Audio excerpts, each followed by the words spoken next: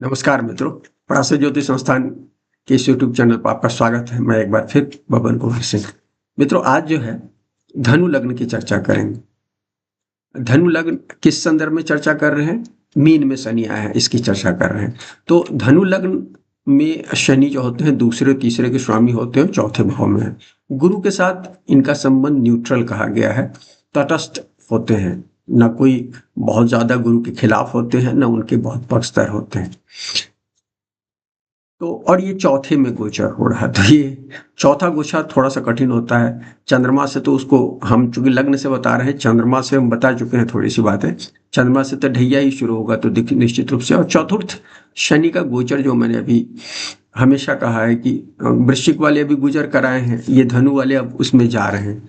चतुर्थ शनि क्या करता है? आंतरिक सुख और माता पिता के साथ संबंधों में आपकी टेस्टिंग करता है। निश्चित रूप से आपका आंतरिक सुख कैसे, आपको जीवन में आंतरिक सुख कब मिलता है? जब आप प्राकृतिक ढंग से जीवते हैं, अपने पशुवत स्वभाव से ऊपर उठते हैं, नेचुरल लॉ और सोशल लॉ का पालन करते हैं। ये सब बेसिक चीजें हैं जो धनु के जातक जानते हैं, क्योंकि धनु जो है काल पुरुष कुंडली में 9वां भाव है, धर्म का भाव है।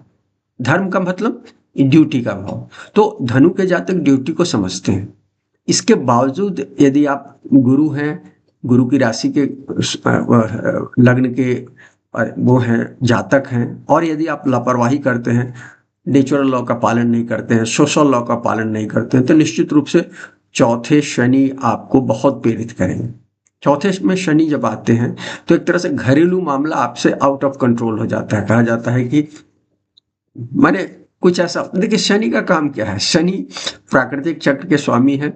वो कहते हैं कि भैया जो एक नियम है उस नियम का फॉलो करो। दो नियम है, एक प्राकृतिक नियम है और एक क्या कहलाता है हमारे समाज का नियम है।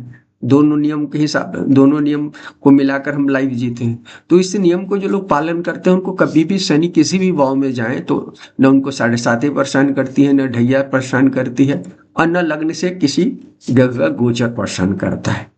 लेकिन चौथा भाव क्या है? सुख का है, आंतरिक सुख का है। और हम आंतरिक सुख में बहुत सारी चोरी करते रहते हैं, छोटी छोटी चोरियां जो करते हैं ना हम। मनुष्य जो है पशुवत हैं, तो अपने काम क्रोध लोभ मोह के चक्कर में कुछ ना कुछ गलतियां करते रहते हैं। इसलिए हमारे साथ शनि महाराज टेस्ट करते हैं। हम सब लोग, ऐसा नहीं है कि मैं बोल रहा हूं तो मैं बहुत इससे बरी हूं। हम सब यूट्यूब पर बैठे हुए सभी जो यूट्यूबर हैं, खासकर एस्ट्रोलॉजर के संदर्भ में मैं कह रहा हूं, हम सब लोग कहीं ना कहीं शनि से प्रभावित होते हैं। तो इसलिए इस बात को समझिए।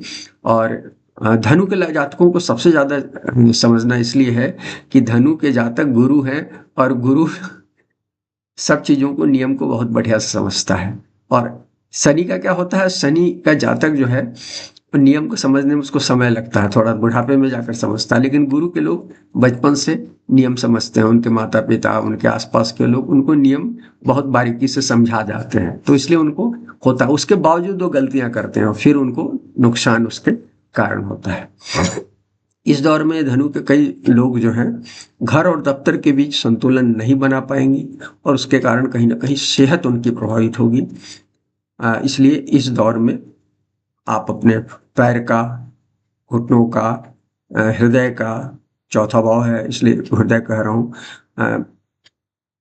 बीपी तो उसी में आ ही जाएगा। आप यदि करेंगे, हृदय का चेक कराएंगे, तो शुगर वगैरह का भी आप टेस्ट कराते रहें, क्योंकि इस तरह की बीमारी हो सकता है, उभर सकता है। देखिए सप्तम गुरु है जून तक, तब तक तो राहत रहेगा, बावजूद कि राहु के साथ है, राहु शनि है, उसके बावजूद सप्तम गुरु कुछ न कुछ राहत देंगे। लेकिन अष्टम में जब गुरु जाएंगे तो विशेष रूप से अपनी सेहत का ध्यान रखिएगा, क्योंकि दोनों के बीच में, घर और दफ्तर के बीच में संतुलन बिठाना आसान नहीं होगा। इस सप्तम में जब गुरु है अभी, तो स्वयं की शादी भी हो सकती है, और क्या कहलाता है बाल बच्चों का भी विवाह हो सकता है। इस दौर में जो मध्यायु वाले लोग होंगे बाल बच्चों का विवाह करेंगे, यंगर जो धनु के जातक हो उनका विवाह होगा। तो ये चीजें हैं, लेकिन ये समय मई तक का समय नहीं है, इसलिए सप्तम गुरु में मैं मना करूंगा। जब नवम गुरु होंगे ना अगले साल 26 के बाद, तो उस समय आप शादी किया। मेरा तो यही कहना होगा। वैसे तो जिसकी कार्मिक होगा वो होगा, उसमें कोई दिक्कत नहीं है। इस दौर में ये माने सप्तम गुरु और फिर नवम गुरु लोगों को वापस, जो लोग दूर हो गए हैं, तो अष्टम गुरु भी दूर करेगा लोगों को, तो घर में वापसी होने की स्थिति दिख रही है। बहुत सारे लोग अभी, स्पेशली जो लोग अभी बाहर गए होंगे, तो अभी आ गए शनि, 29 को आ गए तो ये लोग अपन फिर वापस घर आ सकते हैं। लेकिन अब ये छोटा सा अंतराल है, यदि दशा भुक्ति क्लियर नहीं दिखा रहा होगा तभी आपको बाहर रहना होगा, तो हो सकता है नवम गुरु में आप लौटें। इस समय अष्टम जब गुरु रहेंगे और ये भी 2.5 महीना है, तो संतान के मामले में थोड़ा सा आप ध्यान रखिएगा। संतान पर कंट्रोल करना आसान नहीं होगा इस दौर में, और ये हो सकता है इस दौर में सास ससुर ससुराल के साथ भी क्या कहलाता है, क्योंकि अष्टम गुरु रहेंगे इसलिए कह रहा हूँ, और साथी के साथ भी रिलेशनशिप में थोड़ा सा विवाद वगैरह की स्थिति हो सकता है, क्योंकि शनि क्या कहलाता है चौथे में है। इस बात को ध्यान रखिए, इसलिए कह रहा हूँ इस दौर में जहां तक हो कोर्ट वगैरह में विवाद नहीं करना है। यदि कीजिएगा तो कोर्ट में निश्चित रूप से कुछ लोग क्रिमिनल जस्टिस सिस्टम में जाएंगे, उनको बहुत परेशानी रहेगी अष्टम गुरु के दौर में। जब नवम गुरु जाएंगे तो फिर स्थिति में सुधार होगा। एक बात मैं हमेशा कहना चाहता हूं कि जब देखिए आपकी कुंडली में चंद्रमा, शुक्र, शुभ जो ग्रह हैं, चंद्र, शुक्र, बुध, गुरु, ये सब यदि गुरु तो हम आपको बता ही रहे हैं, लेकिन ये इसके अलावा हम बता रहे हैं गुरु का तो गोचर में बता रहे हैं। लेकिन यदि आपकी कुंडली में जन्मांग में चंद्रमा, बुध और गुरु, शुक्र की स्थिति अच्छी है, तो फिर क्या कहलाता है पारिवारिक कलह की स्थितियां कम होती है, हमेशा याद रखिए। क्योंकि पारिवारिक कलह क्या होता है, चंद्र और हमारे जीवन में चंद्र और शुक्र ये दो महत्वपूर्ण ग्रह हैं, क्योंकि स्त्री ग्रह है, और स्त्री ग्रह यदि अच्छी स्थिति में है चंद्र और शुक्र स्पेशली, उसमें बुध का थोड़ा सा सहयोग हो जाता है। तो लेकिन केवल चंद्र बुध से भी देख लीजिए, चंद्रमा यदि एक ये है शुक्ल पक्ष का मजबूत चंद्रमा है, शुक्र अच्छी स्थिति में है, तो आप तो क्या कहलाता है पारिवारिक कलह की स्थिति ही नहीं बनेगी, हमेशा याद रखिए। ये चंद्र और शुक्र प्रभावित होता है जिन लोगों की पारिवारिक कलह होता है। आजकल चंद्र शुक्र बहुत प्रभावित पैदा हो रहे हैं लोग, क्योंकि हम सब लोगों को पैसा बहुत चाहिए, तो वो चंद्र शुक्र पैसा दिला रहे हैं, रिलेशनशिप में गड़बड़ियां रहे। तो इस संदर्भ में मैंने कहा कि जिनका चंद्र शुक्र अच्छी स्थिति में होगा उनके जीवन में अष्टम गुरु भी उतना नुकसान नहीं करेंगे पारिवारिक मामले में। क्योंकि अष्टम गुरु है और इधर क्या कहलाता है धनु चौथे, शनि चौथे भाव में है, तो ज्यादा तकलीफ दिख रही है इस संदर्भ में मैंने कहा। इस दौर में मई तक अभी 2 महीने ध्यान रखिएगा, यथासंभव धनु लग्न के जातकों को यात्रा से बचना चाहिए। यात्रा में कुछ परेशानी दिख रही है या हानि दिख रही है, इस तरह से। रचनात्मक लोगों को जब छठे और अष्टम में गुरु होंगे, छठे में ये है अभी क्या कहलाता है, और फिर क्या कहलाता है अष्टम में होंगे, तो ये क्या कहलाता है इस दौर में आपको शोध करना चाहिए, रिसर्च करना चाहिए, और क्या कहलाता है योजनाबद्ध ढंग से कुछ काम करते रहना चाहिए इंटरनल लेवल पर। अभी पब्लिशन करने में या फिल्म वगैरह बनाते हैं या कुछ भी इस तरह की चीजें हैं किताब छपवाने में थोड़ा सा बचना चाहिए, इसलिए कि खासकर अष्टम गुरु में आपको उसका कोई फायदा नहीं है, फेल्योर ज्यादा दिख रहा है। इस दौर में साथी या माता पिता के साथ स्पेशली रिलेशनशिप में कुछ उलझाव दिख रहा है। खास तौर पर संपत्ति चाहे इनहेरिटेंस को लेकर या उत्तरदायित्व को, माता पिता ओल्ड हो गए हैं तो उनके उत्तरदायित्व कौन उसका रिस्पॉन्सिबिलिटी उठाएगा, इन सब मामलों को लेकर क्या कहलाता है विवाद की स्थिति दिख रही है, तो इसका इस दौर में ध्यान रखिएगा। चतुर्थ शनि होंगे तो घर में यदि घर उड़ बेचना चाहते हो तो बहुत आसान नहीं होगा, आपको वेट करना होगा, इसको ध्यान होगा। और घर में कहीं ना कहीं चौथे में जब शनि आता है, शनि क्या है भय के कारक है, तो जब चौथे भाव में है तो घर में एक अज्ञात भय की स्थिति रहती, और शनि 10वें पर देख रहे हैं तो इसलिए कैरियर में भी उठापटक की स्थिति दिख रही है। इस दौर में हमेशा ध्यान रखिए अपने स्वार्थ से ऊपर उठकर सोचने की कोशिश करनी चाहिए, तो बहुत सारी परेशानी से आप बच सकते हैं। ये इनकी तीसरी दृष्टि जो शनि की है वो शत्रु भाव पर है। शत्रु भाव पर तीसरी दृष्टि होने का मतलब है कि सर्विस और इंटेंशन से काम कीजिए, अन्यथा क्या कहलाता है निश्चित रूप से दिक्कत होगी, स्पेशली सेहत, कर्ज, कन्फ्लिक्ट, इस सब चीजों में जो रोग ऋण इस जो भाव है इसमें आपको कहीं ना कोई चीज उभर सकता है, तो इसलिए या टेस्ट ले सकते हैं शनि, तीसरी दृष्टि है। तो जहां तक कर्म भाव पर इनकी 10वें भाव पर 7वीं दृष्टि है, तो टोटल कर्म के संदर्भ में आपको कर्म क्षेत्र में स्पेशली बहुत बहुत व्यवहारिक रूप से काम करना चाहिए। शनि व्यवहारिकता को बताते हैं, प्लांट वे में काम करने को बताते हैं। तो यदि आप एडजस्ट करिएगा उसके हिसाब से अपने दफ्तर में और क्या कहलाता है समाज में, काम के सिलसिले में जो भी आप चीज कर रहे हैं, तो आपको क्या कहलाता है, आपका रिजल्ट उतना बुरा नहीं होगा। नहीं करेंगे जो दिखता है कि इस समय में आसान नहीं होता है, तो आपको एडजस्टमेंट नहीं कर पाएंगे तो दिक्कतें होंगी, नौकरी छूट सकता है या समाज के साथ में संबंध बिगड़ सकते हैं, इस तरह की स्थिति दिख रही है। अंतिम जो दृष्टि है, 10वीं दृष्टि जो है लग्न भाव पर आ रही है। लग्न भाव पर 10वीं दृष्टि आ रही है तो आपको अपनी पर्सनालिटी को चेक करने की जरूरत है। शनि लग्न पर देख रहे हैं, पहले तो लीन एंड थीन करेंगे। यदि आप मोटे हैं तो आपके उस चर्बी को कम करेंगे, निश्चित रूप से मेहनत कराएंगे, चर्बी कम करेंगे। गुरु चर्बी बढ़ा देते हैं, जो कि वो बैठा देते हैं एक जगह। शनि आते हैं तो दोहराते रहते हैं। शनि माने तो कहते हैं ना पैर में शनि लग गया है क्या, जो बहुत घूमते हैं आउट गोइंग होते हैं उनको लोग कहते हैं शनि में पैर में शनि लग गया है। तो उस तरह की चीज़ है, तो इसलिए क्या कहलाता 10 में है तो वो आपके पर्सनालिटी को चेक करेंगे। ऊपर आउटर पर्सनालिटी पर उसका असर होगा, ब्लैक किस हो जाइएगा और कुछ इस तरह की स्थितियां होंगी अगले 2.5 सालों में।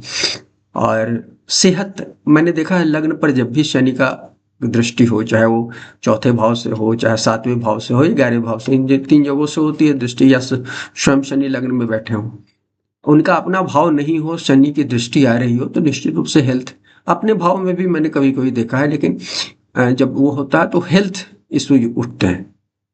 तो हेल्थ इश्यूज क्या उठ सकते हैं धनु के जातकों को, तो एक तो क्या कहलाता 12वें भाव में बैठकर हैं तो पैर की भी समस्या आ सकती है, जॉइंट्स में भी समस्या आएगी निश्चित रूप से।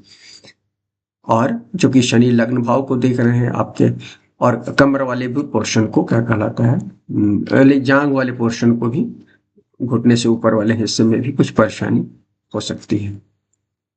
और तो इसलिए ये इस चीज को ध्यान देने की जरूरत है।